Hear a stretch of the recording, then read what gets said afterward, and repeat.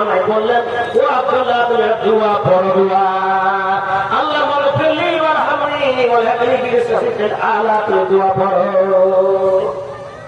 এ ভাইরা, আপনি আমি ওর মধ্যে যাবো তো দোয়াটা মুখস্থ করলি আমরা লাজানা পড়বেনি, কিন্তু এই দোয়াটা পড়বেন কি? আল্লাহ মাগফিরলি ওয়ারহামনি ওয়াহদিনি বিসরাতিল আলা। সবাই মুখস্থ করুন, আল্লাহ মাগফিরলি ওয়ারহামনি ওয়াহদিনি বিসরাতিল আলা। মা আমার বোন, মানুষ তো মরতেই হবে, সবাই মরবেন। এই দোয়াটা মুখস্থ না করলে আপনি মরার সময় আর মনে থাকবে না। আমরা সবাই মুখস্থ করে নিই, আল্লাহ মাগফিরলি ওয়ারহামনি ওয়াহদিনি বিসরাতিল আলা। নবী শিখিয়ে দিলেন, উনি শিখিয়ে দিলেন। আল্লাহ নবী বললেন কি?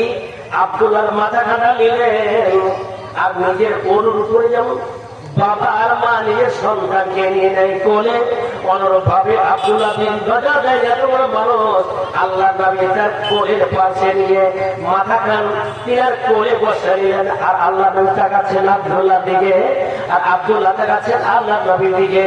দুইটি চোখের সাথে গেছে, আব্দুল্লাহ চোখ দিয়ে ঝরঝর করে পানি বের হচ্ছে আর দোয়া পড়ছেন, আল্লাহ মাগফিরলি ওয়ারহামনি ওয়াহদিনি বিসরাতিল আলা। এই কথা বলতে বলতে আব্দুল্লাহ বিন গজা দেয় ইন্তেকাল ইলাল্লাহ।